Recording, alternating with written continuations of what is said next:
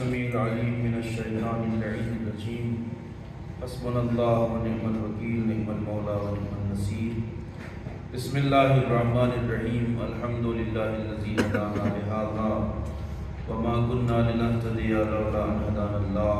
لقد جاءت رسل ربنا بالحق والصلاة والسلام والتحية والإكرام على أشرف الأنبياء والمرسلين مولانا و مولا الکونین جد الحسن والحسین ابی القاسم اللهم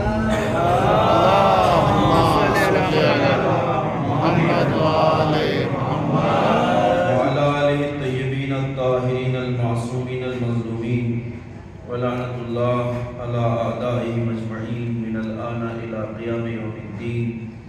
اما بعد فقد قال رسول اللہ صلی اللہ علیہ وآلہ وسلم ان الحسین مصباح الہدی وسفینۃ النجاۃ. صلوات پڑھیں. اللهم صل على محمد وآل محمد.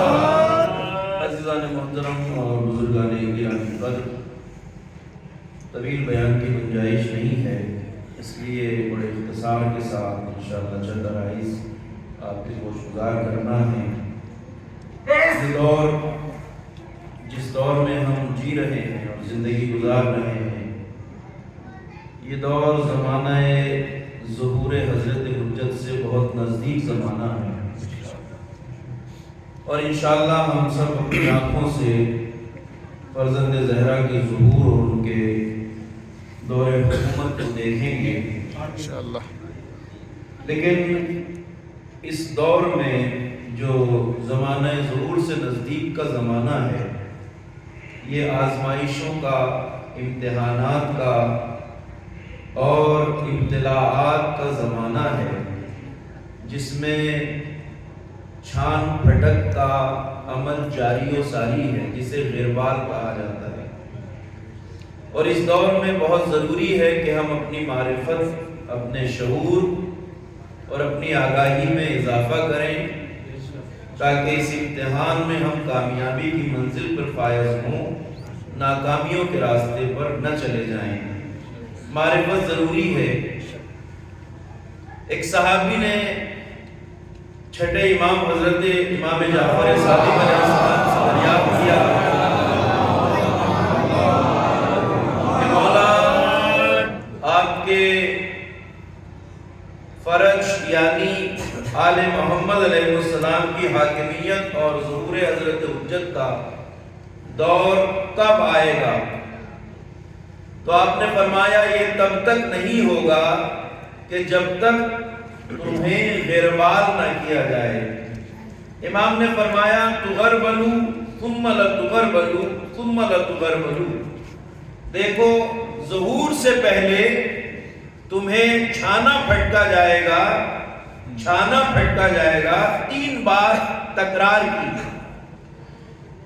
یہ عمل جس کے لفظ استعمال یہ ہوئے ہیں، غربال یعنی چھاننا پھٹکنا، اس کا مفہوم اس طرح سمجھ لیجئے کہ اب تو دور ماڈرن ہوتا جا رہا ہے، مگر ہمارے یہاں اب بھی کہیں نہ کہیں یہ سلسلہ جاری ہے. وہ جس چیز میں گھر کی خواتین، عورتیں اناج اور گندم کو پھٹکتی ہیں، ہماری طرف چھاچ کہا جاتا ہے، سوپ، آپ کے یہاں سوپ، وہی جس میں چھانا پھٹکا جاتا ہے. تو آپ دیکھتے ہیں کہ جو گندم اس میں ڈالے جاتے ہیں، انہیں جب گھر کی خواتین پھٹکتی ہیں تو وہ دانے جو اندر سے کھوکھلے ہوتے ہیں یا خراب ہوتے ہیں، وہ آگے کی طرف لائے جاتے ہیں اور انہیں دھیرے دھیرے پھٹک کر باہر نکال دیا جاتا ہے. اور جو دانے ٹھوس ہوتے ہیں وہ اس میں رک جاتے ہیں، باقی رہ جاتے ہیں. غربال اسی عمل کو کہتے ہیں. اس دور میں جو زمانہ غیبت کا آخری دور ہے، یہ غربال اور چھان پھٹک کا عمل جاری ہے. ہماری صفوں کے اندر، جن کے اندر شعور نہیں ہوگا، معرفت نہیں ہوگی، آگاہی نہیں ہوگی، وہ خالی دانوں کی طرح پھٹک کر دور چلے جائیں گے. اور جن میں علم ہوگا، معرفت ہوگا، شعور ان کو ٹھوس بنا دے گا، وہ انشاءاللہ آل محمد کے راستے میں باقی رہیں گے. سبحان اللہ، سبحان اللہ. اس دور میں ضرورت کس بات کی ہے؟ اس دور میں ضرورت اس بات کی ہے کہ ہم اپنے علم میں، اپنی معلومات میں، اپنی معرفت میں اور آل محمد کی تعلیمات کے حوالے سے اپنی بیداری میں اضافہ کریں۔ ہمیں رزق شعور کہاں سے دیا جاتا ہے؟ رزق معرفت کہاں سے دیا جاتا ہے؟ رزق معرفت اور رزق شعور کی سب سے بڑی درسگاہ یہی فرش عزا ہے جہاں آپ بیٹھے ہوئے ہیں۔ علماء منبر پہ آتے ہیں، تقریر کرتے ہیں، علوم آل محمد کو بیان کیا جاتا ہے، یعنی درس معرفت دیا جاتا ہے، درس شعور دیا جاتا ہے۔ کوئی خطیب آپ نے ایسا نہیں دیکھا ہوگا جو بے معرفتی اور بے شعوری کی بات کرتا ہو۔ جب خطیب آتا ہے علوم آل محمد کو بیان کرتا ہے، لہذا فرش عزا پہ آئیے، مگر اسے رسم سمجھ کے نہ آئیے، اسے درسگاہ سمجھ کے آئیے۔ آئیے تو اپنے علم میں اضافہ کرنے کے لیے، معرفت میں اضافہ کرنے کے لیے، اس لیے کہ آل محمد کے راستے پہ اگر باقی رہنا ہے تو معرفت میں اضافہ کرنا ہوگا، علم میں اضافہ کرنا ہوگا۔ ایک بات میں دیکھیے، میں مفید گفتگو کرنے کا عادی ہوں اور آپ کے لیے کارآمد چند باتیں کہوں گا۔ یہ جو ہم فرش عزا سید الشہداء کو بچھاتے ہیں، یہ جو ہم سینہ زنی کرتے ہیں، یہ جو ہم مجلس عزا کرتے ہیں، یہ جو ہم گریہ وزاری کرتے ہیں، یہ جو ہم جلوس عزا برپا کرتے ہیں، یہ سب جتنا بھی عمل عزاداری کے نام پہ کیا جاتا ہے، پرسداری کے نام پہ کیا جاتا ہے، ماتمداری کے نام پہ کیا جاتا ہے، یہ سب ذکر حسین ہے۔ میری بات پہ توجہ فرمائیے گا، یہ جتنا بھی کچھ کیا جاتا ہے یہ ذکر حسین ہے۔ مجلس عزا، فرش عزا، ماتم، سینہ زنی، نوحہ خوانی، مرثیہ خوانی، مجلس پڑھنا، یہ سب ذکر حسین ہے۔ اور ان سارے ذکر حسین کا ایک مقصد یہ ہے کہ انسان ذکر حسین کے ذریعے فکر حسین تک پہنچے۔ واہ واہ واہ واہ واہ ایک واہ۔ صلوات پڑھے بر محمد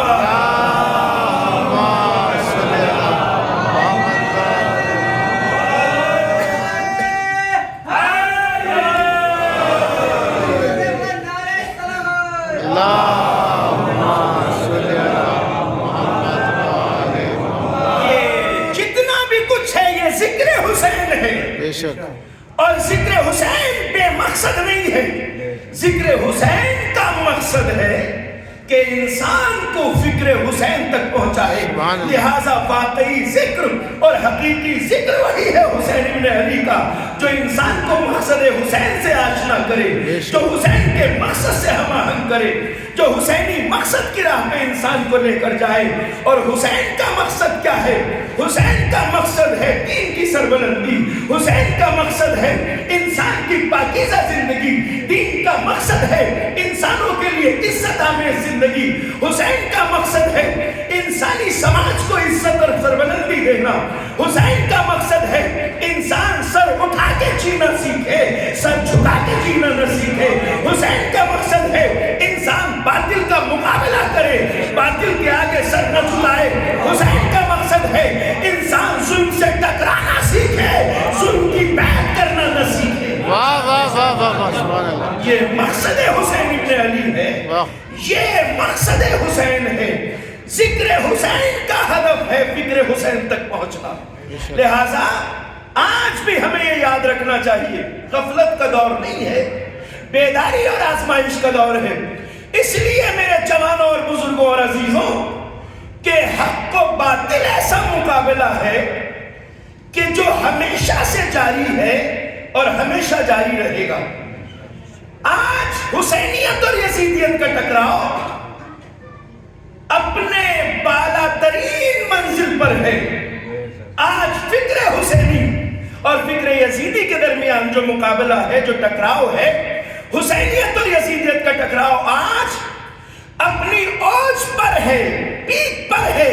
ایک طرف حسینیت ہے، ایک طرف یزیدیت ہے، اور اس دور میں آپ حسینیت اور یزیدیت کی صفوں کو بالکل واضح طور پہ دیکھ سکتے ہیں، اس لیے کہ دنیا میں دو ہی پالے ہیں، ایک حسینیت کا پالا ہے، ایک یزیدیت کا پالا ہے، تیسرا کوئی پالا نہیں ہے۔ لیکن یہ بات یاد رکھنے کی ہے، جب پالے دو ہیں تیسرا کوئی نہیں، تو ہم میں سے ہر کسی کی ذمہ داری ہے کہ ہم یہ یقین کر لیں کہ ہم صرف زبان سے حسین کہنے والے نہ ہوں، बल्कि अमल से भी हुसैनियत की सब में खड़े हैं। चूंकि ज़बानी दावेदारी की कोई औकात नहीं है साहब, जब तक इंसान अमलन हुसैनियत के पाने में न खड़ा हो तब तक दावेदारी की कोई औकात नहीं है। दावा करने वाले तो बहुत होते हैं और नजात दावे पे टिकी हुई नहीं है, नजात है मौक़िफ़ पर और स्टैंड पर। यानी अगर हुसैन हुसैन कहते थे तो क्या हुसैनियत की सब में खड़े भी थे या नहीं? असल बुनियाद यहां पर है। देखिए, हुसैनियत और यजीदियत का मुकाबला जो आज जारी है और अपने औजे कमाल पर है, ये मुकाबला आज से शुरू नहीं हुआ, ये मुकाबला तो अज़ली और अबदी है, यानी हमेशा से जारी है और हमेशा जारी रहेगा। हुसैनियत और यजीदियत का टकराव कोई नई चीज नहीं है, ये अबद से अज़ल से जारी है, अबद तक जारी रहेगा और ये सफ़े हर हाल में रहेगी। आज हम भी अपने वक्त की करबला में खड़े हैं, बस तय ये करना है कि हम अपनी जिम्मेदारियों को किस तरह अदा करते हैं। मरहूम शाहिद साहब के इसाले सवाब की मजलिस आज़ा में, जिसका सवाब परवरदिगार मुताल की रूह कुद्दूस को इनायत फरमाए और उन्हें शोहदाए करबला के साथ महशूर फरमाए, ये चंद चीजें आपकी बोझगुजार करना है। देखिए, हुसैनियत और यजीदियत की सफ़ें आज पूरी वजाहत के साथ सामने है। एक तरफ दुनियाई यजीदियत है, एक तरफ हुसैनियत है, और इस मुकाबले में जो आज जारी है, हमें यह देखना है कि हम खुद कहां खड़े हैं।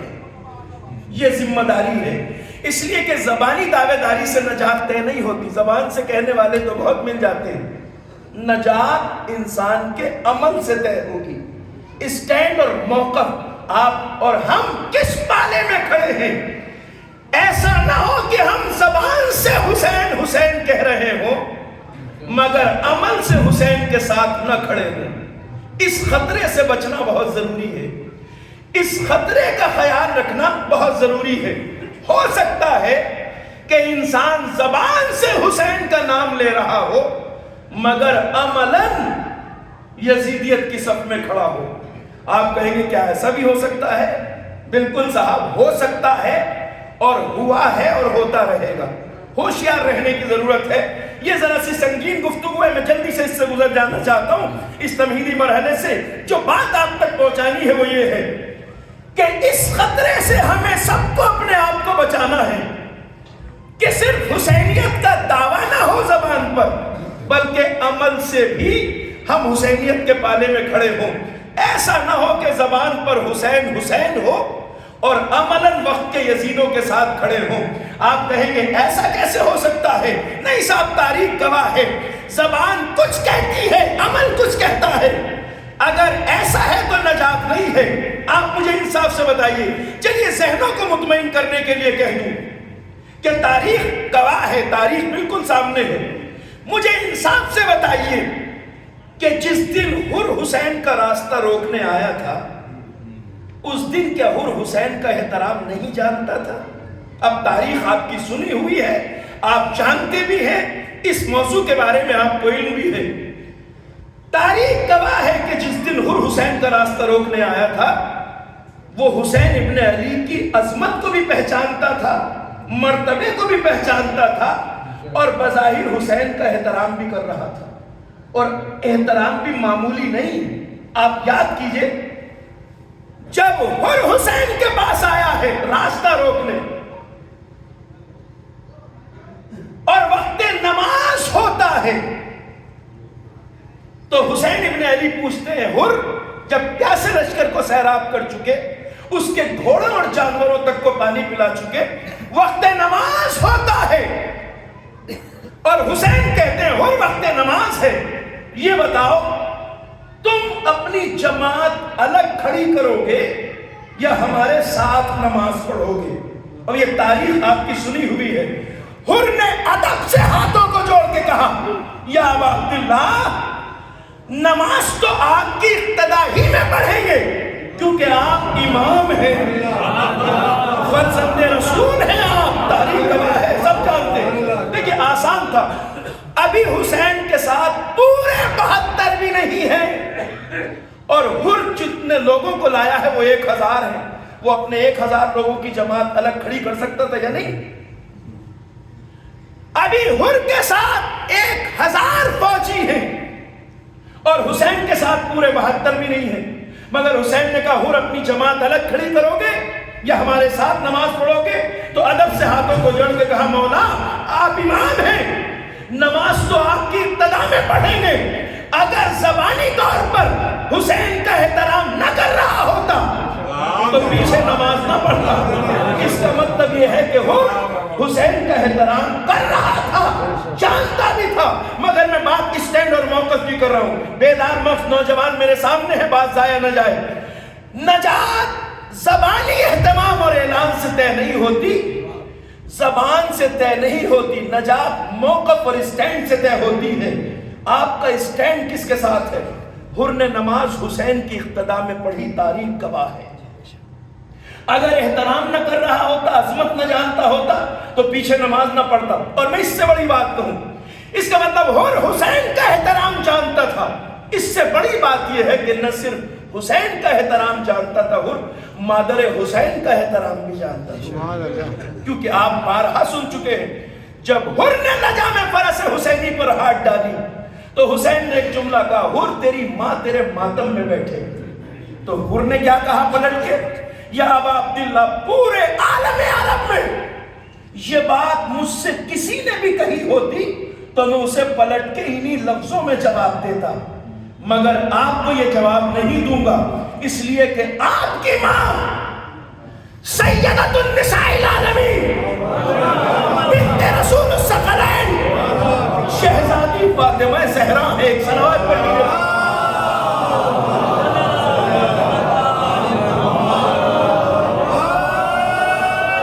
मैं तारीख से सबूत आपके सामने पेश कर रहा हूं। हुर ने कहा आपकी मदर गिरामी दुख्तर पैगंबर सैयदतुन निसाइल आलमीन फातिमा ज़हरा है। आपको मैं ये जवाब नहीं दे सकता। यहां से साबित हुआ कि जब हुसैन का रास्ता रोकने हुर आया था तो हुसैन का एहतराम भी कर रहा था, मादर हुसैन का एहतराम भी कर रहा था। मगर अब दिल पे हाथ रख के मुझे सच बताइए, क्या उस वक्त हुर नजात पा सकता था? नहीं पा सकता था। क्यों? इसलिए कि एहतराम कर रहा है मगर पाले में अभी यजीद के हैं। वाह वाह वाह वाह वाह वाह वाह वाह वाह। नजात क्यों नहीं पा सकता था उस वक्त? इसलिए कि एहतराम कर रहा है मगर स्टैंड अभी यजीद के साथ है, पाला भी यजीद के साथ है। इसका मतलब यह है कि नजात ज़बानी एहतराम से नहीं तय होती, अमली इक़दाम से तय होती है। सलावत पढ़े बर मोहम्मद।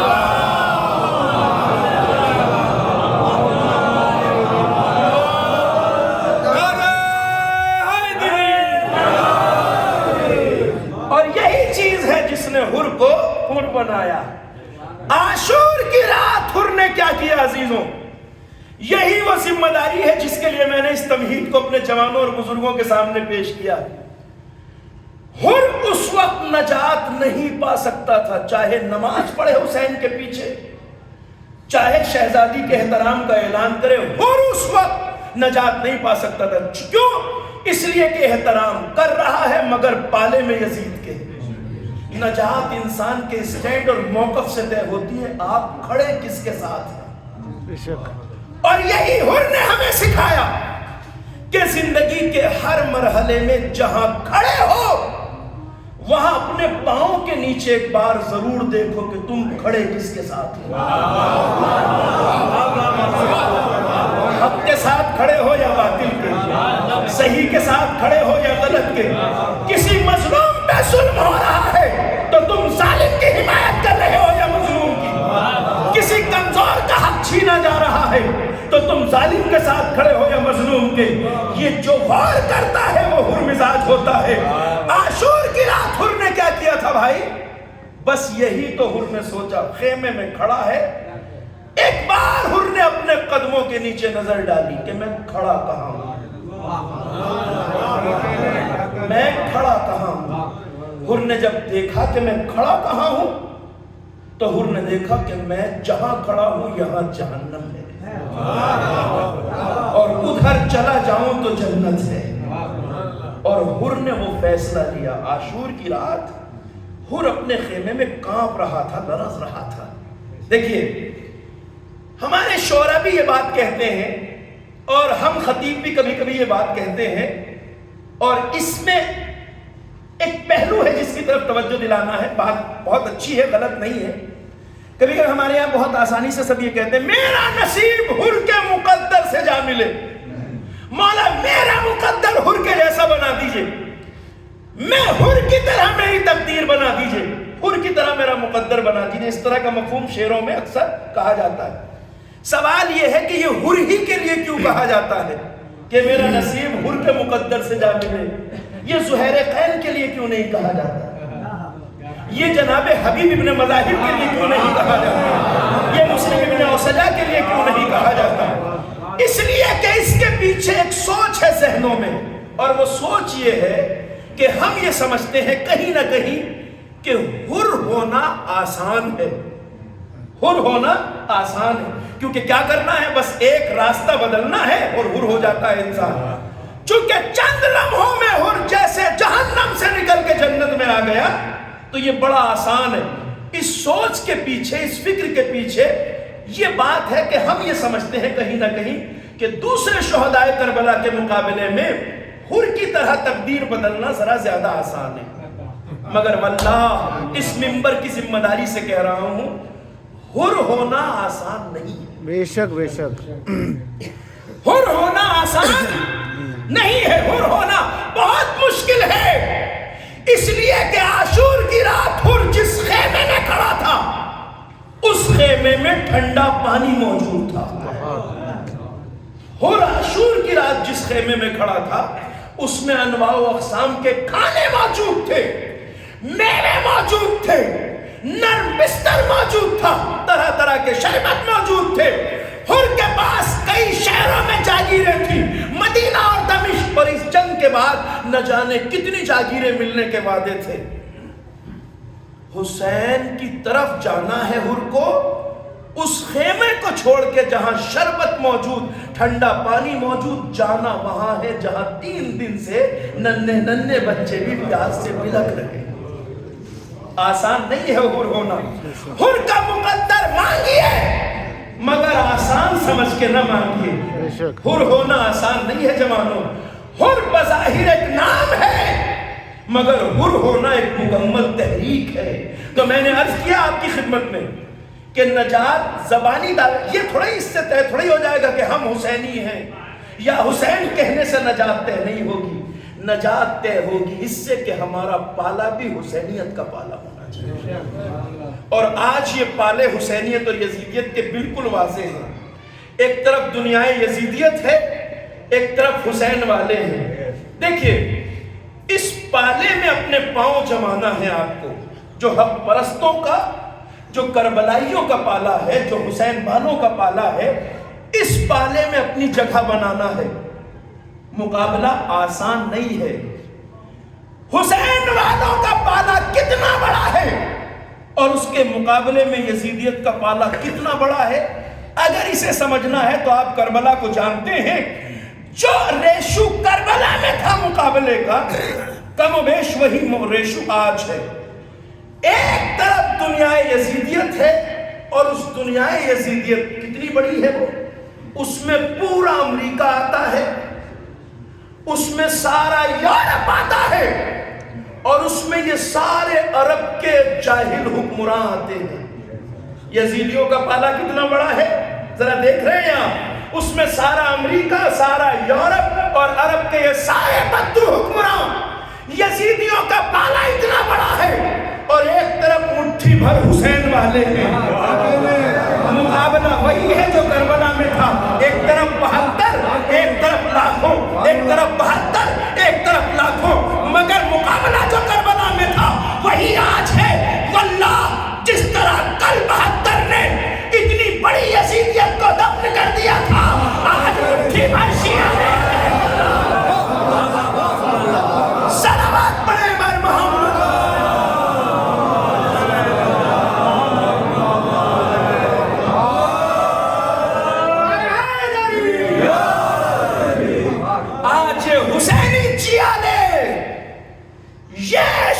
حسینیت کے راستے پہ چلنے والے، حسینیت کے پالے کے یہ نوجوان آج دنیا یزیدیت کی ناک رگڑ رہے ہیں اور اسے ذلت کی کھائی میں اتار رہے ہیں۔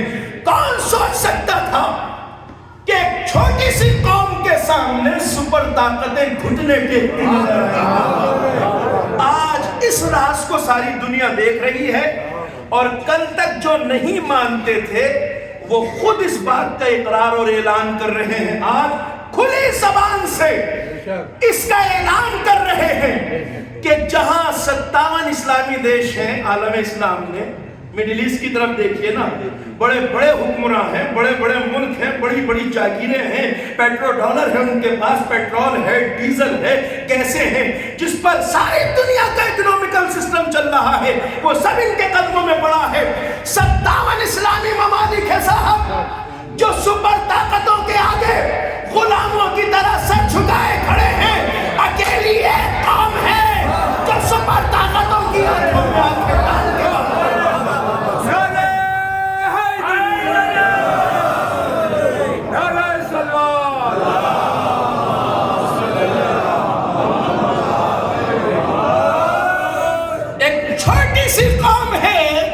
کے یزیدوں کے سامنے سینہ سپر ہے۔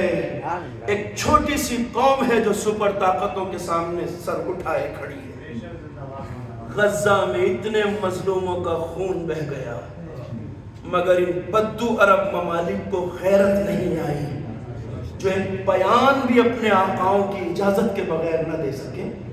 اس دور میں ایک قوم ہے جو حسینیت کے راستے پہ چلتی ہے، عزت اور سربلندی کے راستے پہ چلتی ہے، اور ظلم کے مقابلے میں یہ نہیں دیکھتی کہ ہماری تعداد کتنی ہے۔ اس لیے کہ کربلا نے ہمیں یہی تو سکھایا ہے کہ معرکہ حق و باطل میں اپنی تعداد کو مت دیکھو۔ ہم تعداد پہ بھروسہ نہیں کرتے، ہم قوت کردار پہ بھروسہ کرتے ہیں، اور یہ قوت کردار ہے جس نے چھوٹی سی قوم کو آج سپر طاقتوں کے آگے سینہ سپر کر دیا ہے۔ آج یہ یزیدیت اور حسینیت کا مقابلہ جو ہے یہ کوئی نئی بات نہیں ہے۔ دیکھیے میں تاریخی پس منظر آپ کے گوش گزار کر دوں، اور میں نے عرض کر دیا ہے کہ میں طویل گفتگو پیش نہیں کروں گا آپ کے سامنے، مگر یہ آج ہمارے جوانوں اور بچوں کے لیے سمجھنا ضروری ہے۔ حق و باطل کا مقابلہ، یزیدیت اور حسینیت کا جو یہ ٹکراؤ آج بھی جاری ہے، یہ آج کی پیداوار نہیں ہے، یہ ہمیشہ سے جاری ہے، ہمیشہ جاری رہے گا۔ اور کربلا اس مقابلے کی سب سے بڑی جلوہ گاہ ہے۔ یہ بات ذرا ذہن میں رکھ لیجیے تاکہ میں ایک بات آپ سے کہہ سکوں۔ ہمارے ایک عظیم شاعر ہیں، شاعر مشرق جنہیں کہا جاتا ہے، علامہ اقبال، ان کا ایک مشہور زمانہ شعر ہے، آپ نے سنا ہوگا، بزرگوں کے کانوں میں تو یقیناً کبھی نہ کبھی پڑا ہوگا۔ وہ فرماتے ہیں یہی مقابلہ جو حسینیت اور یزیدیت کا، یہ آج کا مقابلہ نہیں، یہ تو ہمیشہ رہے گا، ہمیشہ سے ہے۔ کوئی زمانہ ایسا نہیں آ سکتا جس میں یہ ٹکراؤ حق و باطل کا نہ ہو۔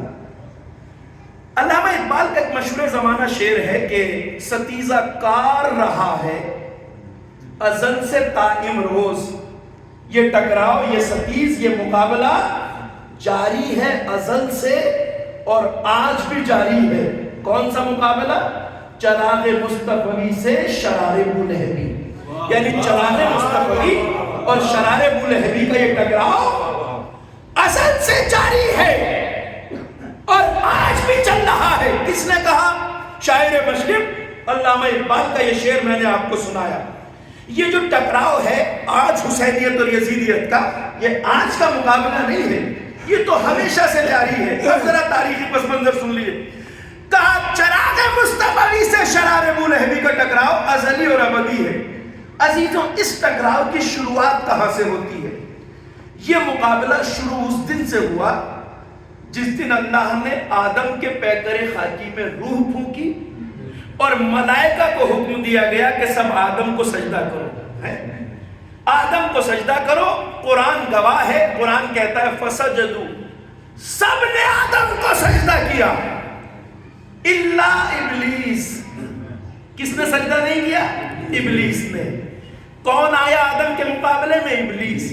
اب یاد رکھیے، حق اور باطل کا ٹکراؤ اسی دن سے شروع ہوتا ہے جس دن آدم کے پیکر خاکی میں روح پھونکی گئی اور مقابلے میں کون آیا؟ ابلیس، شیطان۔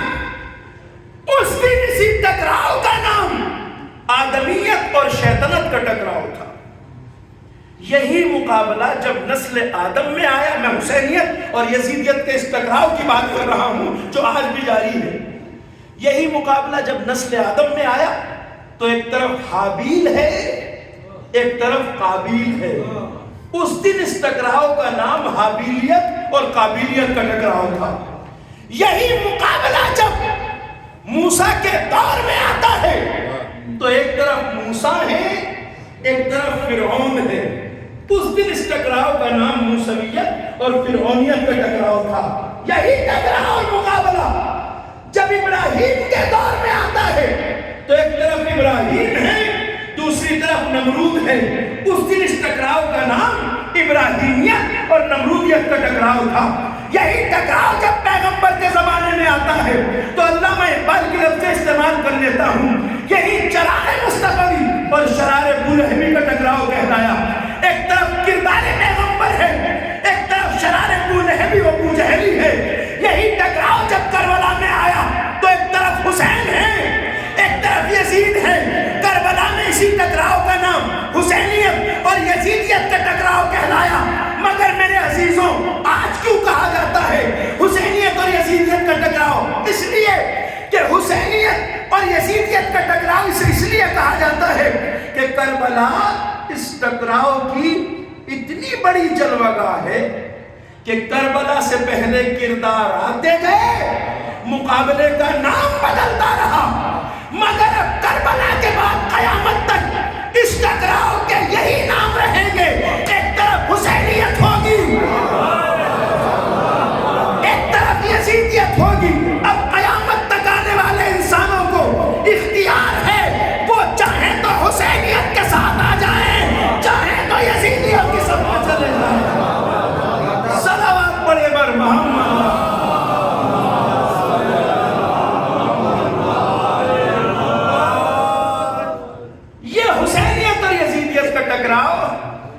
آج بھی پوری شدت کے ساتھ جاری ہے اور اتفاق سے نتیجہ بھی وہی ہے جو کربلا میں تھا۔ حق والے ہمیشہ کامیاب ہوتے ہیں۔ ہم تعداد میں کم ہیں مگر وقت کے یزیدوں کا وہ حال کر دیا ہے کہ آج کہیں سر اٹھانے کے لائق نہیں ہے۔ آج کی یہ تاریخ جس میں آپ اور ہم یہاں جمع ہیں تو ایسے عظیم مجاہدوں کی نماز جنازہ اور تشییع جنازہ ہو رہی ہے آج بیروت میں، جنہیں قتل کرنے کے بعد دشمن یہ سمجھ رہا تھا کہ ہم نے حسینیت کے محاذ کو کمزور کر دیا ہے۔ مگر یہ ہر دور کے یزیدوں کی غلط فہمی رہی ہے۔ وہ شہید کرنے کے بعد یہ سوچتے ہیں کہ وہ ہمارے مقصد کو ناکام بنا دیں گے، وہ ہمارے مقصد کو کمزور کر دیں گے۔ مگر تجربے نے ہر بار ثابت کیا، حسینیت کی صفوں میں جب کسی شہید کا خون بہتا ہے تو مقصد کو ہمت ملتی ہے، شجاعت ملتی ہے اور زندگی ملتی ہے۔ یہاں ناکامی کا تصور نہیں ہے، یہاں جب کوئی خون شہادت گرتا ہے وہ سمجھ رہے تھے کہ ہم نے شہید سید حسن نصر اللہ، مرد میدان، مرد شجاع، جس کا عشق آپ سب کے دلوں میں موجود ہے۔ چہروں کی کیفیت بدل گئی ہے جب میں نے منبر سے یہ لفظ کہا۔ اس کا مطلب یہ ہے کہ ہمارے جوانوں کے دل میں ہاں دشمنوں نے ہمارا بہت بڑا نقصان کیا ہے، ہم اقرار کرتے ہیں۔ ہمارا عظیم رہنما جس کو شہید کر دیا گیا، عظیم مرد میدان جسے شہید کر دیا گیا، عظیم کمانڈر جسے شہید کر دیا گیا، مگر ظالموں ہمارے یہاں شہادت سے مقصد نہیں قربان ہوتا۔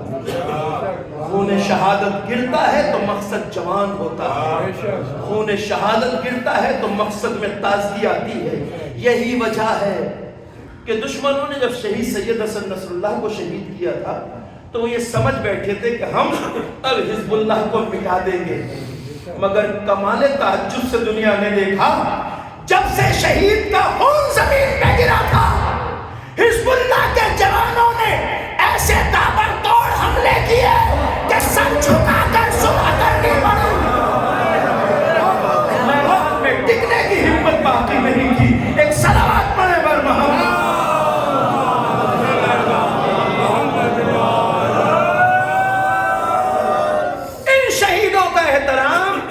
ہمارے دلوں میں موجود ہے. آج ایک ملت ہے جو اپنے ان شہیدوں پہ سوگوار ہے. کتنی شان سے تشییع جنازہ لاکھوں کے مجمع میں تشییع جنازہ آج ہو رہی ہے، اس لیے کہ جنگ کے حالات میں آپ کی تشییع جنازہ نہ ہو سکی تھی، لہذا اس دنوں میں جب صلح ہو چکی ہے، جنگ رک چکی ہے، تشییع جنازہ ہو رہی ہے. کیوں؟ اس لیے کہ یہ وہ شہداء ہیں جنہوں نے تاریخ کا دھارا موڑ دیا ہے. یہ وہ شہداء ہیں جنہوں نے عزت، مردانگی اور شجاعت کا وہ نمونہ ہمارے سامنے رکھا ہے جو کربلائی تعلیمات کی بنیاد ہے. میں نے کہا کہ ذکر حسین کا مقصد فکر حسین تک پہنچنا ہے، اور کربلا کا بنیادی سبب سارے انسانوں کے لیے کیا ہے؟ کتاب کربلا کے پہلے ورق پر جو سبب حسین کا سارے انسانوں کے لیے لکھا ہوا ہے وہ یہ ہے: الموت اولی من رکوب العار. عزت کی موت ذلت کی زندگی سے بہتر ہے. عزت کی موت ذلت کی زندگی سے بہتر ہے. یعنی عزت کی موت کو گلے لگا لو مگر ذلیل ہو کے جینا گوارا نہ کرو. یہ کربلا کا بنیادی سبق ہے یا نہیں؟ جب آپ کسی کو کربلا سناتے ہیں یا جب کوئی بھی انسان پہلی بار کربلا سے آشنا ہوتا ہے تو اسے حسین کا پہلا سبب جو سکھایا اور سنایا جاتا ہے وہ عزت کی زندگی کا ہے. نرغہ آدم حسین ہے اور فرما رہے ہیں الموت اولی من رکوب العار. عزت کی موت ذلت کی زندگی سے بہتر ہے. وہ نعرہ جو آج حریت پسند ضمیروں کی زبان پر ہے نا، ہے ہاتھ من الذلہ، یہ آج کا نعرہ نہیں ہے، یہ کربلا والوں کا نعرہ. ہمارے بھی کچھ بیدار جوان کبھی کبھی مجلس میں یہ نعرہ لگاتے ہیں، سنا ہے آپ؟ ہے ہاتھ من الذلہ کب کہا تھا حسین نے؟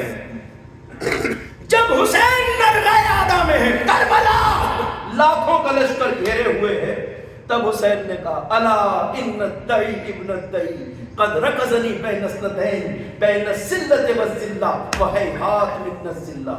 زمانے والوں جان لو، آگاہ ہو جاؤ، اس ناتحقیق ابن ناتحقیق نے، ابن زیاد نے، اس نجس ابن نجس سادے نے مجھے ایک دوراہے پہ کھڑا کر دیا ہے. دوراہا کون سا ہے؟ جہاں تیسرا کوئی راستہ نہیں ہے. بین الذلۃ والذلہ، یا تو میں عزت سے گلا کٹا دوں یا ذلت کا راستہ اختیار کروں. پتا ہے ذلت کا راستہ حسین نے کسے کہا؟ مان لیجئے حسین یزید کا اپوز بند کر دیتے، مخالفت چھوڑ دیتے اور چین سے مدینے میں رہتے. شہادت کو گلے لگایا حسین نے، یہ راستہ نہیں چنا، اسے ذلت کہا حسین نے.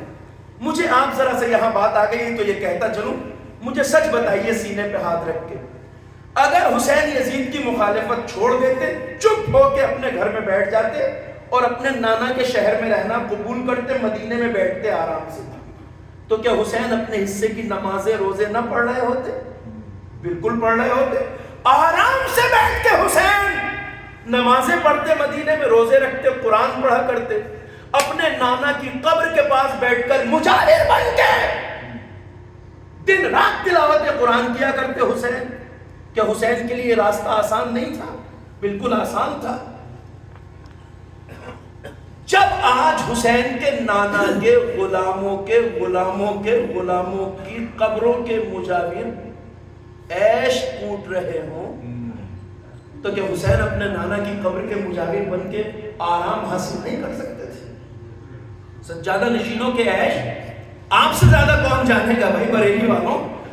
تو جب حسین کے نانا کے غلاموں کے غلاموں کے غلاموں کے سجادہ نشینوں کے آج عیش ہے تو حسین تو اپنے نانا کی قبر کے مجاور بنتے، آرام سے بیٹھتے مدینے میں. کیا آرام سے نہیں رہ سکتے تھے؟ حسین اگر مدینے میں رہنا گوارا کرتے اور یزید کی مخالفت نہ کرتے تو کیا مدینے والے حسین سے سلام دعا نہ کیا کرتے؟ بھائی سارا مدینہ حسین کو سلام کیا کرتا. گارنٹی سے لکھوا لیجئے مجھ سے، سارا مدینہ، سارے کا مطلب یہ ہے کہ جو آلے بنی ہاشم کے طرفدار تھے وہ بھی حسین کو سلام کیا کرتے، اور جو بنی امیہ کے طرفدار تھے وہ بھی حسین کو سلام کیا کرتے. بھائی جو حسین کے چاہنے والے تھے، جو خاندان رسالت کے محب تھے، وہ بھی سلام دعا رکھتے حسین سے، اور گارنٹی سے کہہ رہا ہوں جو بنی امیہ کے طرفدار تھے یزید کی حکومت والے وہ بھی سلام کیا کرتے. کیوں کیا کرتے؟ اس لیے کہ جب کوئی مخالفت ہی نہیں ہے تو سلام دعا رکھنے میں کیا حرج ہے؟ جب کوئی جھگڑا ہی نہیں ہے، جب کوئی مخالفت ہی نہیں ہے، حسین فرزند رسول ہیں، جان فاطمہ ہیں، دل بندے علی مرتضیٰ. اس کا مطلب یہ ہے کہ حسین اگر مدینے میں بیٹھ کر اپنے حصے کی نماز و روزہ کرتے تو سارا مدینہ حسین کو سلام کیا کرتا، یہ گروپ بھی سلام کرتا، وہ گروپ بھی سلام کرتا. اب مجھے یہاں سچ بتائیے، جسے سب سلام کر رہے ہوں تو کیا یہ عزت نہیں ہے؟ ارے بھائی سارا شہر سلام دعا کر رہا ہے آپ سے، کیا یہ عزت نہیں ہے؟ بس یہی ٹھہر جائیے. میں آپ کو اس مرحلے پہ اس لیے لایا ہوں کہ ہم میں سے بعض لوگ ایسی زندگی کو عزت سمجھتے ہیں. بہت سے لوگ ہیں ہمارے درمیان جو یہ سمجھتے ہیں کہ جسے یہ پارٹی بھی سلام کرے وہ پارٹی بھی سلام کرے، اسے عزت سمجھتے ہیں. مگر حسین نے اسے ذلت کہا ہے، اس لیے کہ جس کے سلام تعلقات اچھوں سے بھی اچھے ہوں، بروں سے بھی اچھے ہوں، وہ کچھ بھی ہو سکتا ہے، ایک اچھا حسینی نہیں ہو سکتا. صلوات پڑھیں بر محمد.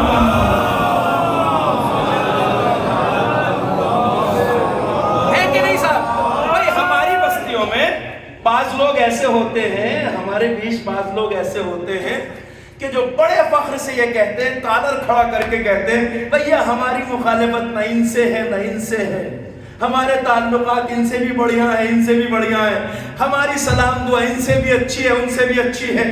جس کے تعلقات اچھوں سے بھی اچھے ہوں اور بروں سے بھی اچھے ہوں وہ کچھ بھی ہو سکتا ہے، ایک اچھا حسینی اور کربلائی نہیں ہو سکتا. اس لیے کہ مومن و حسینی وہ ہے کہ جو یزیدیت اور بروں کے مقابلے میں ہوتا ہے، مظلوموں کا طرفدار ہوتا ہے. آپ جب غلط کو غلط کہیں گے نہیں تو غلط لوگوں کو آپ سے کیا غیر ہوگا سلام دعا. ایسے مت بنو کہ جس کے تعلقات سب سے اچھے ہوں.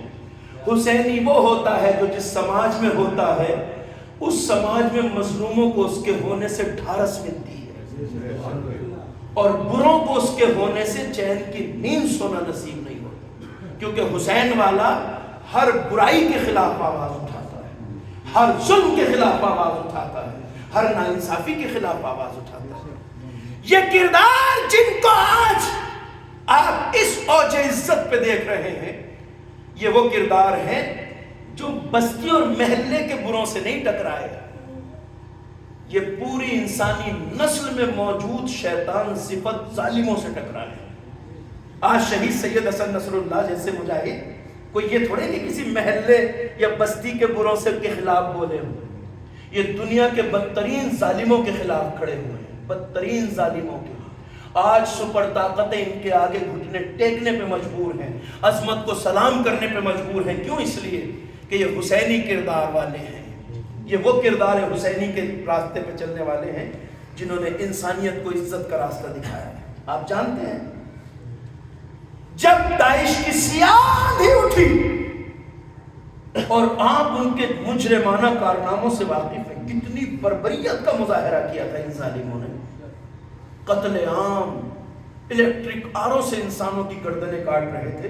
ان کے پیچھے ساری دنیا ظلم اور یزیدیت تھی، وہ اب بیان کرنے کی گنجائش نہیں ہے. وہ لاشوں کے سینے چیر کر کیمروں کے آگے دل چباتے تھے. ہند جگر خارا کی نسلیں یہ کام کھلے عام اس دور میں کر رہی تھی. الیکٹرک آروں سے انسانوں کی گردنیں کاٹی جا رہی تھی.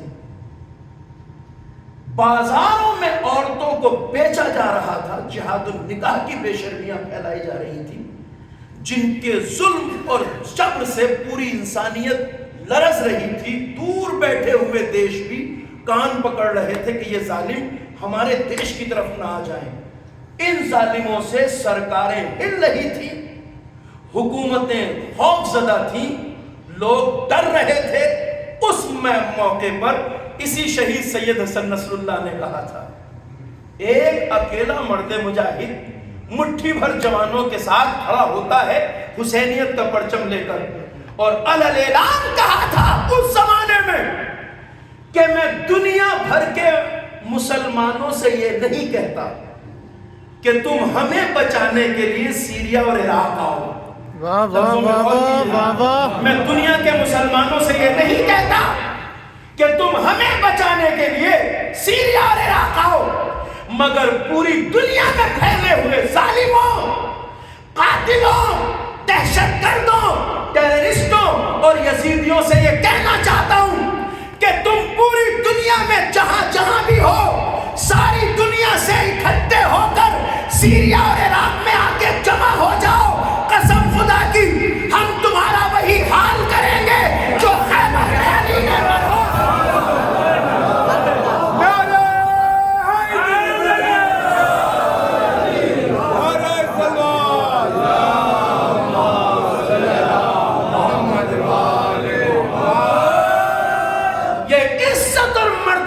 تاریخ ہے. اسی لیے تو ایسے ایسے شہیدوں کے لیے آج ہمارے دل زخمی ہیں، غم زدہ ہیں ہم. ہمارے یہ سورما وہ ہیں کہ جن کا تاریخ انسانی میں جواب ڈھونڈے سے نہیں ملتا. ایک بات میں نے کہی تھی، آپ سے بھی کہہ دوں. دیکھیے دنیا کی ہر قوم کی ایک مجبوری ہے کہ جب اسے اپنی ہسٹری میں سے کوئی ایسا کردار ڈھونڈنا ہوتا ہے جس پہ وہ فخر کرے، انہیں اپنی ہسٹری میں پیچھے جانا پڑتا ہے اور وہ اس کردار پہ فخر کرتے ہیں. جیسے ہماری اس سرزمین ہندوستان میں آپ دیکھتے ہیں صدیوں سے دبی کچلی ایک قوم ہے، ایک طبقہ ہے انسانوں کا جنہیں دلت کہا جاتا ہے. ان دلتوں میں ایک انسان پیدا ہوا جس کا نام تھا ڈاکٹر بھیم راؤ امبیڈکر. ٹھیک ہے، اب یہ ساری برادری فخر کرتی ہے ڈاکٹر بھیم راؤ امبیڈکر پر. جہاں جہاں ان کی بستیاں ہیں پورتیما لگائی جاتی ہے، ان کے مجسمہ لگایا جاتا ہے. قابل فخر ہے، ایک کردار ان کی ہسٹری میں پیدا ہوا جس پر وہ فخر کرتے ہیں. اس کردار کو وہ لاتے ہیں، تاریخ کے سامنے پیش کرتے ہیں. ہمارے پاس ایک ایسا کردار تھا جو پڑھا لکھا تھا، ہونا بھی چاہیے. آپ ادھر چلے جائیے مہاراشٹر کی طرف، وہاں جو مراٹھا قوم ہے ان کی ہسٹری میں ایک کردار نکل کے آتا ہے جسے وہ ڈھونڈ کے لاتے ہیں، چھترپتی شیواجی مہاراج ہیں. وہاں آپ جائیں گے تو ایئرپورٹس کے نام ان کے اوپر ہیں، بڑے بڑے پارکوں کے نام ان کے اوپر ہیں، بڑے بڑے ٹرمینلز کے نام ان کے اوپر ہیں. چھترپتی شیواجی مہاراج. مراٹھا قوم کے پاس ایک کردار ہے فخر کرنے کے لیے جس پہ وہ فخر کرتے ہیں، تاریخ سے لاتے ہیں ڈھونڈ کر اس کردار کو وہ بالکل منظر عام پہ لاتے ہیں. میں کہنا یہ چاہتا ہوں عزیزوں، آپ کے لیے یہ بات کہہ رہا ہوں کہ پوری دنیا کی قوموں کی ایک مجبوری ہے کہ اگر انہیں کوئی قابل فخر کردار ڈھونڈنا ہوتا ہے تو وہ اپنی ہسٹری میں پیچھے جاتے ہیں. مگر اکیلے آپ ہیں جن کے پاس ہر زمانے میں ایسے کردار ہوتے ہیں. بات آپ تک پہنچ گئی ہے. جن کے اوپر جتنا فخر کیا جائے کم ہے. ہم سینہ ٹھوک کے کہتے ہیں ساری دنیا مثال لے کے آئے ایک شہید سید حسن نصر اللہ کی، ساری دنیا ڈھونڈ کے لائے ایک کردار جنرل قاسم سلیمانی جیسا، ساری دنیا ڈھونڈ کے لائے ایک کردار سید علی سیستانی جیسا، ساری دنیا ڈھونڈ کے لائے ایک کردار سید علی خامنئی جیسا. صلوات پڑھیں بر محمد.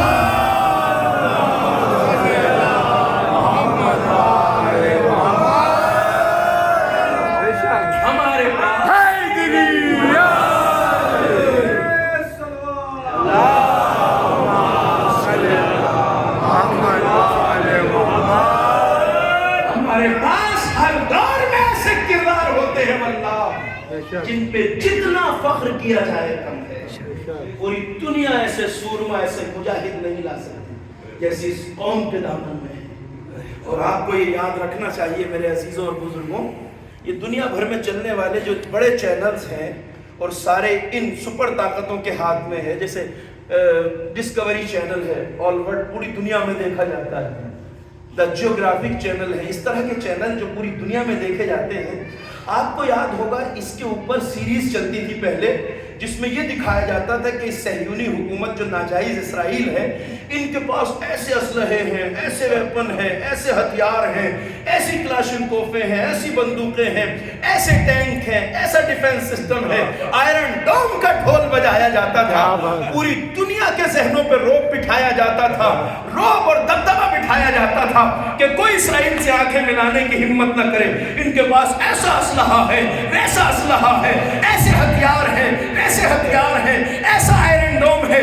مگر جب یہ پروپیگنڈے ہو رہے تھے تب اس سید شہید نے کہا تھا کہ اسرائیل کی طاقت ہماری نظر میں مکڑی کے جالے سے، اور صرف کہا نہیں تھا، دنیا کے سامنے ثابت کر کے دکھایا۔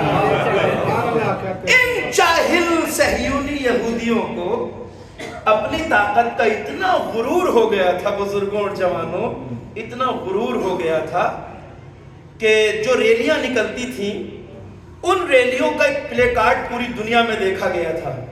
جب یہ یہودی ریلیاں نکالتے تھے اسرائیل میں مسلمانوں کے خلاف، تو اس میں ایک سلوگن بہت وائرل ہوا تھا، وائٹ پیپر پہ لکھا ہوا تھا، خیبر، مسلمانوں سے خطاب کر کے، خیبر تمہارا آخری چانس تھا۔ کیا لکھا تھا اس پر؟ خیبر تم نے جو جیتا تھا نا 1400 سال پہلے، تو وہ خیبر جیت لیا تم نے، وہ تمہارا آخری چانس تھا۔ خیبر واز یور لاسٹ چانس۔ خیبر کی جیت ہمارے مقابلے میں تمہاری آخری جیت تھی، یعنی اب تم کبھی ہم سے جیت نہیں سکتے۔ یہ نعرہ سارے مسلمانوں کے سامنے وہ پلے کارڈ پر لے کر کھڑے ہوتے تھے، خیبر تمہارا آخری چانس تھا، جیت لیا، اب ہم سے نہیں جیت پاؤ گے۔ جب یہ غرور ذہنوں پہ چڑھ گیا تو فرزند فاتح خیبر سید علی سیستہ خامنئی نے 2 تماچے مارے، ایک وعدہ صادق 1، 2 حملے کیے ہیں نا اب تک، ٹرو پرومس 1، ٹرو پرومس 2، 2 تماچے مارے، ایک دائیں نصار پر، دوسرا نصار پر، اور بتا دیا کہ فاتح خیبر کل بھی ہم ہی تھے۔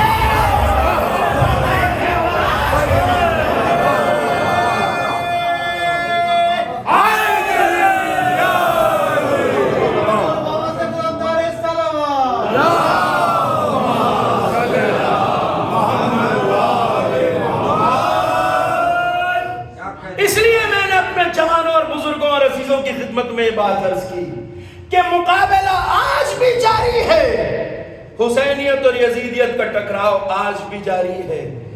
ہم خود کو دیکھیں کہ ہم کہاں کھڑے ہیں۔ ایسا نہ ہو کہ طرح طرح کی رنگین سوچ رکھنے والی فکریں اور طرح طرح کے مداری ہمارے بیچ آ کے ہماری نسلوں کو، ہمارے جوانوں کو بہکا لے جائیں۔ اگر اپنے اندر شعور پیدا کریں گے، معرفت پیدا کریں گے، اس کی بہترین درسگاہ یہی فرش اعظم ہے، جہاں سے رزق شعور ملتا ہے، رزق معرفت ملتا ہے، رزق آگاہی ملتا ہے۔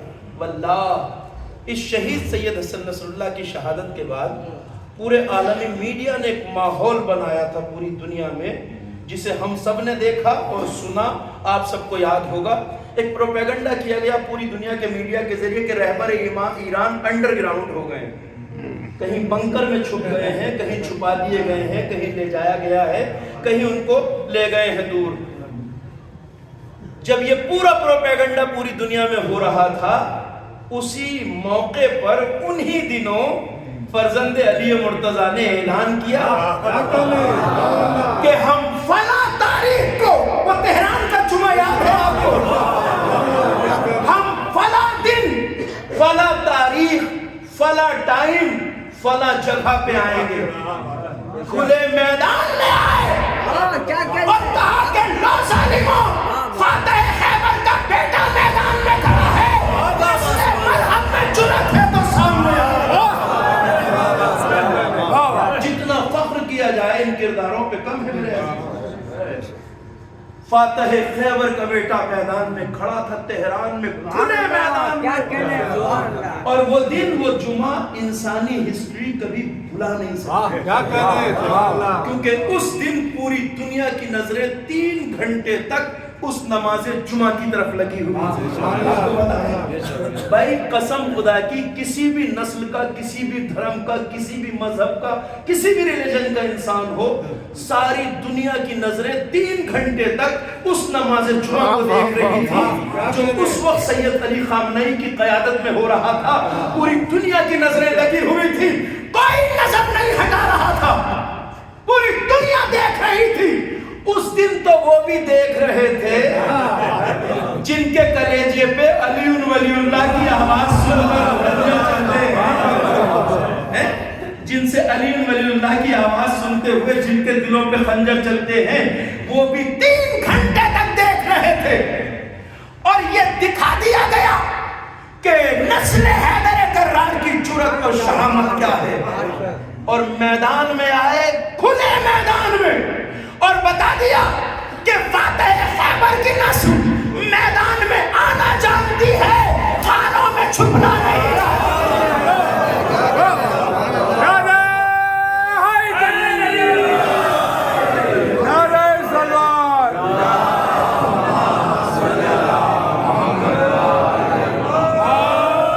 اور یہ یاد رکھیے میرے عزیزوں اور جوانوں، جن کی سمجھ میں حق نہیں آتا، جن کی سمجھ میں کربلائی کردار نہیں آتے، ان کے لیے بہت سمجھنا آسان ہے اگر سمجھنا چاہیں۔ ہم شیعوں کی تاریخ میں اب تک 2 نمازیں تھیں جو شیعیت کے پیشانی پر جھومر کی طرح جگمگاتی تھی۔ ایک وہ نماز تھی جو جنگ صفین میں ہوئی،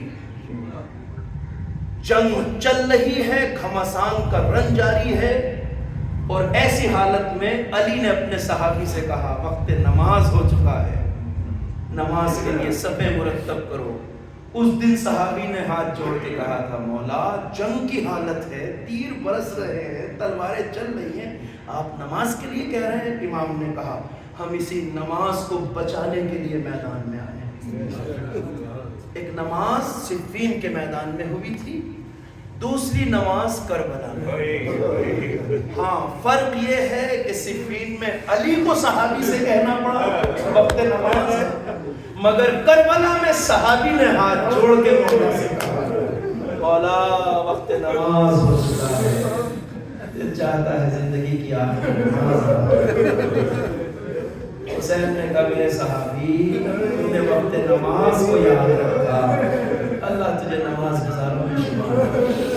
حالت جنگ میں جہاں جانمازیں بچھائی جائیں، تیسری نماز یہ ہوئی ہے جو حالت جنگ میں، یاد رکھو، جن کی جانمازیں حالت جنگ میں بچھا دی جائے وہ علوی، حیدری اور حسینی کردار ہوتے ہیں، اور جن کی جانمازیں اٹھا لی جائیں وہ یزیدی کردار ہوتے ہیں۔ حسین میدان کربلا میں جس امتحان سے گزرے ہیں نا عزاداروں، ایسا امتحان انسانی تاریخ میں کسی نے نہیں دیا، ایسی مظلومیت کسی کے اوپر نہیں آئی جیسی کربلا والوں کی۔ مگر اس ساری گفتگو کا نچوڑ ایک جملے میں، اور وہ جملہ یہ ہے کہ کربلا، اس کو ذہن میں محفوظ کر لیجئے گا، کربلا مظلومیت کا نام ہے، بے چارگی کا نام نہیں ہے۔ کربلا میں جو بھی شہید ہوا ہے وہ مظلومیت سے شہید ہوا ہے، بے چارگی سے، بے بسی سے شہید نہیں ہوا۔ مطلب کیا ہے؟ ایسا نہیں ہے کہ کربلا والوں کو یوں ہی کسی نے گھیر کے مار دیا۔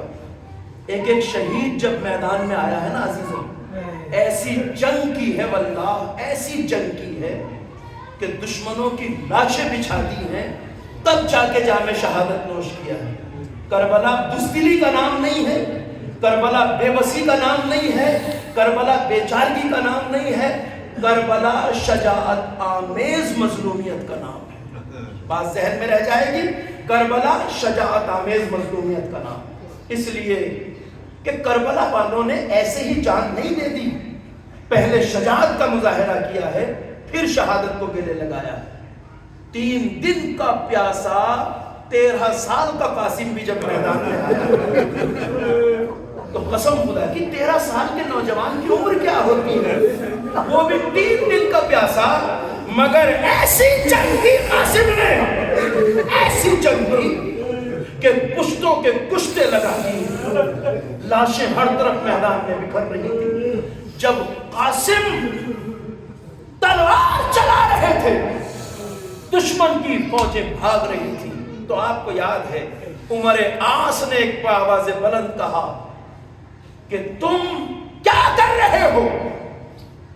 اس فوج کا جو سب سے بڑا سورما ہے اسے آواز دی. ازرق شامی نام آپ نے سن رکھا ہے, مرثیوں میں ذکر ازرق شامی. کہا ازرق کا کیا بات ہے عمر ساتھ؟ کہا کہ دیکھ نہیں رہے ہو اس نوجوان بچے نے فوج کا کیا حال کر رکھا ہے, جدھر جاتا ہے لاشیں بچھا دیتا ہے. کہا کہنا کیا چاہتے ہو؟ کہ جاؤ اس کے مقابلے پہ جاؤ, اس کا کام تمام کرو. ازرق شامی شام سے آیا تھا, یزیدی فوج کا سپاہی, اس فوج کا سب سے بڑا سورما تھا, معمولی نہیں تھا. میں آپ سے کہہ رہا ہوں معمولی نہیں تھا, بہت بڑا بہادر تھا. ازرق شامی نے کہا عمر سعد کیا کہتا ہے؟ مجھے دے, میں عرب کا نامور سورما بہادر, میرا تھاک بیٹھی ہوئی ہے پوری دنیا عرب پر, اور یہ 13 سال کا نوجوان بچہ مجھے اس کے مقابلے میں بھیج رہا ہے. تو پھر کرنا کیا ہے؟ کہ اس کا کام تو میرے بیٹا جا کے کوئی کر دے گا, میرے بیٹے بھی سارے بہادر ہیں. کا ٹھیک ہے. ازرق شامی نے اپنا ایک بیٹا بھیجا. یہ آپ کی سنی ہوئی تاریخ ہے, میں بتا رہا ہوں. کربلا بے چارگی کا نام نہیں ہے, کربلا شجاعت آمیز مظلومیت کا نام ہے. ایک بیٹا ازرق شامی کا آیا, ابھی آیا ہی تھا کہ کچھ ہی دیر میں اس کی لاش زمین پہ پڑی تھی. سبحان اللہ. دوسرے بیٹے کو بھیجا, ابھی چند بار رد و بدل ہوئے تھے کہ اس کی لاش بھی کٹ کے 2 ٹکڑوں میں پڑی تھی. یہاں تک کہ ازرق شامی کے 7 بیٹے جو ایک سے ایک سورما سامن اور بہادر تھے, 13 سال کے قاسم کے مقابلے پہ آئے. جب 7 بیٹے مارے گئے ازرق کے, تو اب روایت بتاتی کہ ازرق غصے سے پھنکارتا ہوا, چہرہ لال, آنکھوں سے آگ برس رہی ہے. میں نے ابھی کہا تھا کوئی چھوٹا موٹا پہلوان نہیں تھا, اتنا بڑا تھا کہ جب یہ نکلا ہے قاسم کے مقابلے کے لیے تو حسین خیمے کے دروازے پہ آئے اور آ کے کہا بہن ام فروہ سے کہو کہ قاسم کے لیے اگر بڑا نہ ہوتا تو حسین دعا کے لیے نہ کہتے. آیا قاسم کے مقابلے میں کون؟ ازرق شامی.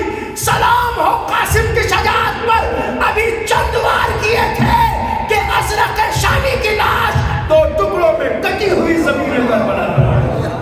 کربلا بے چارگی کا نام نہیں ہے, شجاعت آمیز مظلومیت کا نام ہے. 3 دن کا پیاسا علی اکبر جب میدان میں آیا, ایسی جنگ کی علی اکبر نے, ایسی جنگ کی واللہ پڑھیے آپ تاریخ میں, ہر طرف لاشیں بکھری پڑی تھی میدان میں. اور اسی بیچ علی اکبر جنگ کرتے کرتے بیچ جنگ میں واپس خیمے میں آئے. یہ آپ نے سنا ہے خیمہ کا؟ حسین نے کہا میرے لال علی اکبر کیوں لوٹ آئے؟ کہا بابا آپ نے دیکھا نا میں نے کتنی دیر جنگ کی ہے بابا, میں بہت دیر لڑا ہوں, مگر بابا اب پیاس سے کلیجے چل رہا ہے. اگر بابا تھوڑا سا مجھے پانی مل جائے تو پھر میں بتاؤں میرے دادا حیدر کرار کی شجاعت. اس موقع پہ حسین نے کہا میرے لال علی اکبر آ تو گئے ہو بیٹا, مگر تم تو جانتے ہو میرے لال کہ خیموں میں پانی نہیں ہے. خدا ان آوازوں پہ رحمت نازل ہو رہا ہے.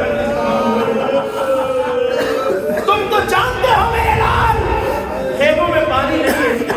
کہا بابا مجھے پتا ہے خیموں میں پانی نہیں ہے. کہا میرے لال جب پتا ہے خیموں میں پانی نہیں ہے تو میرے لال کیوں آ گئے؟ اب جو اکبر نے جواب دیا نا ازاداروں مجھے نہیں پتا حسین کے دل پہ کیا گزری ہے, مگر سنیے کیا کہا. بابا مجھے پتا ہے خیموں میں پانی نہیں. تو کہا بیٹا پھر کیوں آ گیا؟ کہا بابا یہ سوچ کے آ گیا کہ آپ ساقی کوثر کے کاش مصلحت ہوتی حسین اپنے جوان بیٹے کو جامع کوثر سے سیراب کرتے. کیا کہا؟ مصلحت نہیں تھی. کیا کہا؟ اکبر پانی تو نہیں ہے میرے لال, ایسا کرو اپنی زبان شاید کچھ ٹھنڈک محسوس ہو. جیسے ہی علی اکبر نے بابا کے دہن میں زبان رکھی, دوسرے ہی لمحے طرف کے باہر کھینچ نے کہا بابا آپ کی زبان میں تو مجھ سے زیادہ طاقت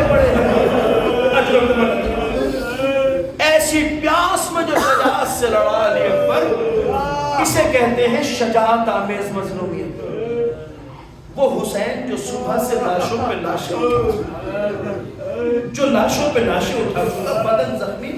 اب روایتیں بتاتی ہیں جب حسین میدان میں آئے، انصاف سے بتائیے جو صبح سے اپنے 71 ساتھیوں کی لاشیں اٹھا چکا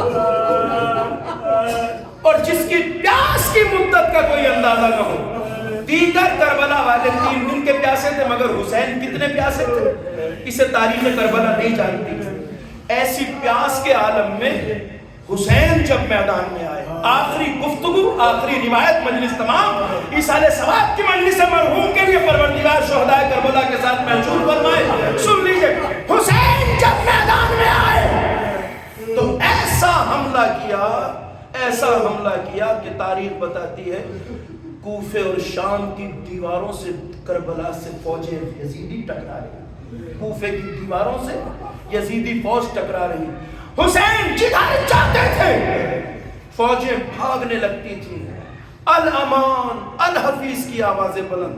ایسا شجاعت آمیز حملہ کیا حسین، شیر نر کی طرح حسین جدھر رخ کرتے تھے فوجیں بھاگ اٹھتی تھی، حسین جدھر جاتے تھے فوجیں الامان کی آوازیں دیتی تھی، کوفے کی دیواریں سے ٹکرا رہی تھی اور حسین جنگ کرتے جا رہے تھے۔ پتہ ہے ساتھ ساتھ کیا کہہ رہے تھے؟ ظالموں بھاگو مت، کہاں بھاگ رہے ہو؟ رکا، تم نے میرے اکبر کو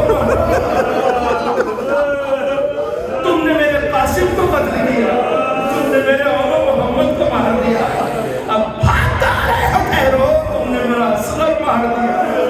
اجبر کو خدای نوازوں میں رحمت نازل فرمائے۔ مجلس تمام ہو گئی۔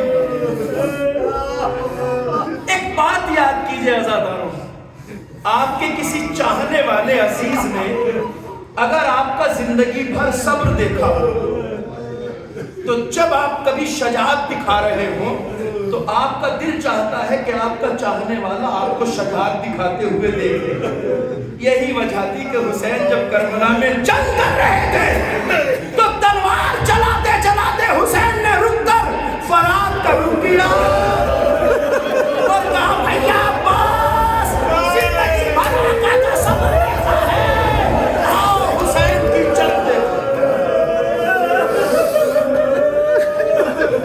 آؤ حسین کی جنگ دیکھو۔ یہ شجاعت تھی حسین کی، فوجیں بھاگ رہی تھی اور اب روایت کی لفظ ہے آسمان سے ایک آواز آئی، یا ایتھا النفس المطمئنہ ارجعی الی ربک راضیۃ مرضیہ۔ اور اسی کے ساتھ حسین نے تلوار کو نیام میں رکھ لیا۔ اب جیسے ہی حسین کی تلوار نیام میں گئی تو روایت کی لفظ ہیں اب تک جو فوجی بھاگ رہے تھے یہ واپس آنا شروع ہوئے اور حسین کو چاروں طرف سے گھیر لیا۔ کوئی خنجر مار رہا تھا، کوئی بھالا مار رہا تھا، کوئی نیزہ، کوئی تلوار، اور جس کے پاس کچھ نہ تھا وہ مظلوم کربلا کو پتھروں سے مار رہا تھا۔ اور پھر حسین سے گھوڑے پہ سنبھالا گیا، پشت فرس سے زمین کربلا پہ گئے۔ ایک بات اور مجلس تمام، ہمارے کچھ علماء نے یہ لکھا ہے، بیان کیا ہے کہ کچھ وظیفے، اسے سن لیجئے غور سے، کچھ وظیفے ہمارے یہاں ایسے ہیں کہ جنہیں اگر کوئی انسان صحیح طرح سے انجام دے لے تو وہ آج بھی اپنی نگاہوں کے سامنے پورا واقعہ کربلا ہوتے ہوئے دیکھ سکتا ہے۔ میں نے یہ بات آپ کو کیوں سنائی؟ اس میں خاص بات ہے اس کے لیے۔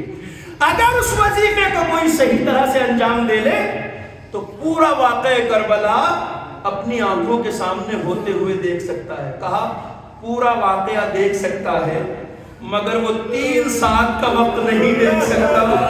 جب سے حسین گھوڑے سے گرے، گرد و غبار پھیلا، ظالموں نے گھیر لیا، کوئی نیزہ مارتا ہے، کوئی خنجر مارتا ہے، کوئی پتھر سے مارتا ہے، کوئی حسین کو زلفوں سے پکڑ کے گھسیٹتا ہے، اور جب گرد چھٹی تو شمر سینے پہ بیٹھا ہے، خنجر سے سور کھا ڈالا، اس لیے کہ کسی کے کلیجے میں اتنی طاقت نہیں حسین کا وہ وقت دیکھ سکے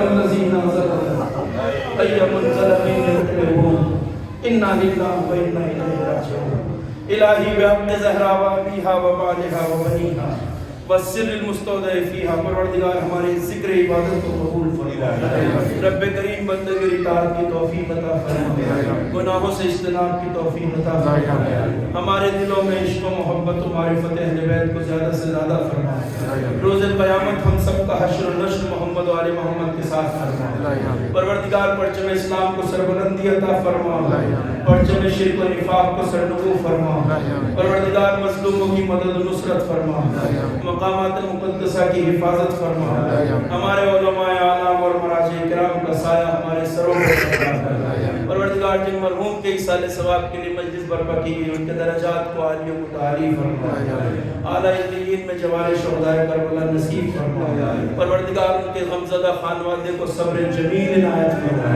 رب کریم منتقل خون حسین صاحب زمانہ حضرت حجت ظہور میں تعجیل فرما ہمیں اس لائق بنا کہ اپنے امام کے ناصرین میں شامل ہو سکیں آپ حضرات سے ایک بار پھر سورہ الحمد اور سورہ توحید کی گزارش ہے تلاوت فرما کر مرحوم